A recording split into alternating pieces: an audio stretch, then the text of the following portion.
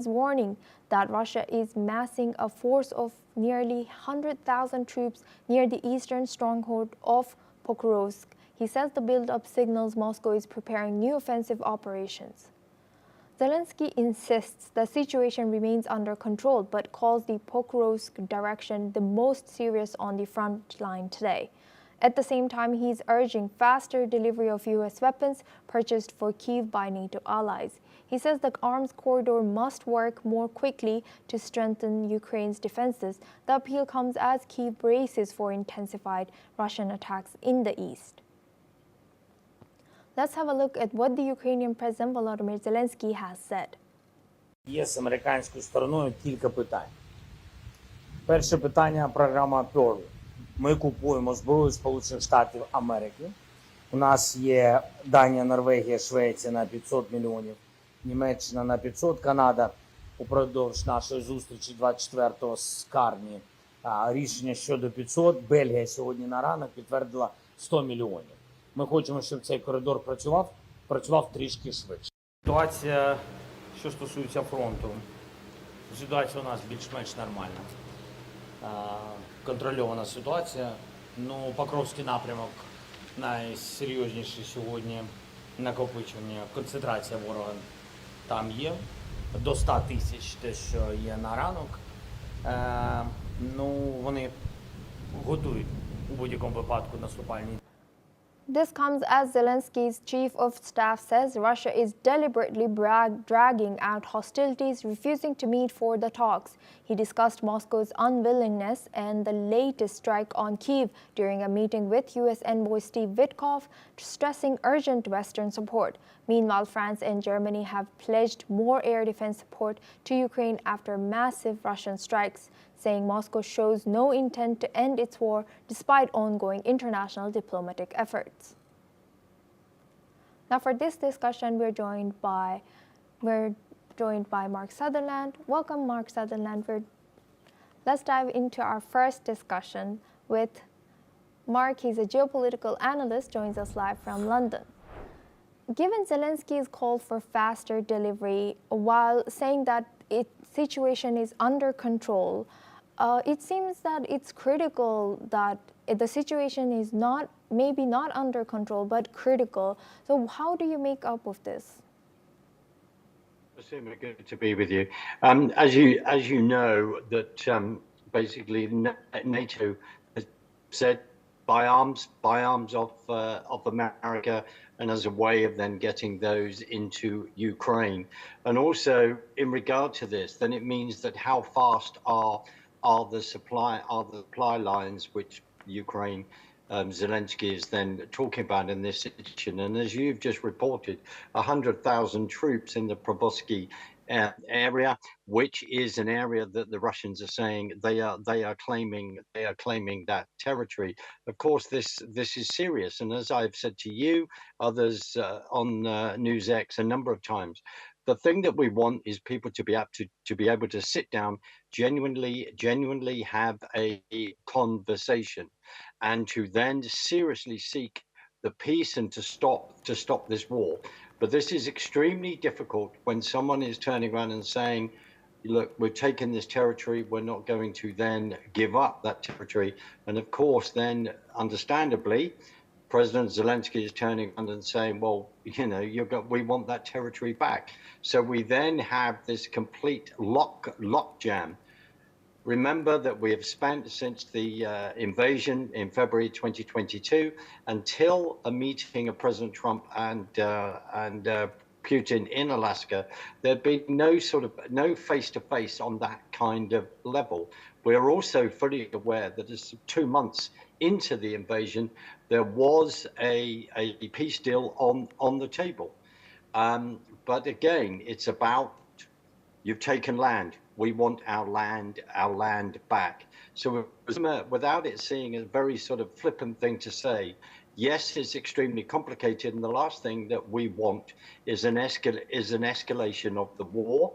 And as the Russians have turned around and said, well, if there's going to be security deals in regard to this, that the West, that Europe, that NATO is then offering Ukraine, then Lavrov and co are then turning around saying we want to be part of those discussions.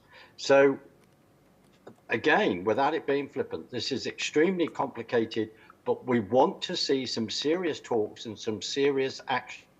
And as you've also reported on, suddenly when Kyiv in the last 48 hours, there's huge drone attacks, that doesn't look as though the Russians are actually going to be serious about it. You could say that on the one hand, but rhetoric, there's a lot of rhetoric on both sides, understandably, within a propaganda framework. So to analyze that and say, get these people to the table is the most important thing, Asuma. Yes, indeed. And Mark, what risks could arise if Zelensky's call is not heard or ignored, if this support is delayed or insufficient? Well, the other big thing that people have got to remember is that I do not think that the Russian economy is as strong as people think. There has, understandably, the Ukrainians have then been firing drones at the oil, gas infrastructure.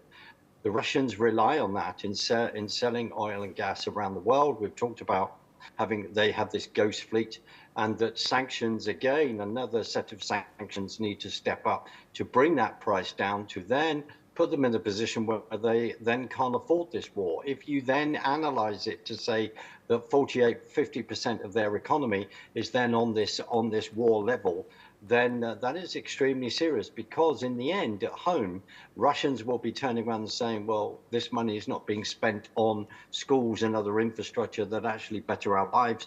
All of this is being guided into a war, plus the amount of soldiers that the Russians have lost in preparing this war, Asuma. Thank you, Mark, for sharing that insight. Please stay with us as we stay on this topic now. China's foreign ministry spokesperson Guo Jiakun, during a press briefing, has said that dialogue and negotiation are the only viable solutions to the Ukraine crisis. Guo Jiakun urged all parties to avoid escalation, spillover, and provocations. His comments come after Russia launched a deadly missile and drone attack on Ukraine's capital. China urged all parties to work towards a political solution and stressed the need to de-escalate tensions in the region. Let's listen into what Chinese Foreign Ministry spokesperson have said. 在乌克兰危机问题上，中方始终认为，对话谈判是解决乌克兰危机的唯一可行出路。我们呼吁有关各方遵守战场不外溢、战事不升级、各方不拱火三原则，推动局势降温，为政治解决危机。 Now we go back to our guest discussion with Mark Sutherland. He's a geopolitical analyst, joins us live from London. Thank you, Mark, for staying with us. To what extent do you think it's realistic and reliable, China's influence to de-escalation in the conflict? Well, we've got to remember that the Shanghai Cooperative Organization will be meeting from the 31st of August, 1st of September. We also have to remember that there is an axis going on within China, within Russia, also India, the BRICS, the whole BRICS group of countries. They want a different hegemony. They want a bipolar world. So that is what is behind this. They're also trying to offer support to a country that they would say they're allies as well. And because they want influence, it gives them a good, PR on the stage. But I will also be fair that anyone is actually calling for people to be able to sit down in all seriousness to be able to stop this war. That's not necessarily a bad thing. But as I have said to you and others on other occasions, we, and maybe for your future guests are about to say, that we have to look at what is behind that all the time geopolitically, as people want influence within the world. And at the end of the day, America is the number one there in regard to hegemony. And when you have China, the BRICS nations wanting to challenge that, they will then look at the PR opportunities that they have in which to then do that, Asuma. And I just underline this. We need to get people to the table as fast as possible, yet again, without seeing escalation that maybe some people would want. I certainly don't. But we need to work hard. People need to work hard to, in fact, do that. Asuma. Yes, indeed. Thank you for always re-emphasizing on that. Thank you very much, Mark, for joining us and sharing that insight. Please stay with us as we come back to you on our last discussion as well. Now we move on. In latest developments, President Trump is seeking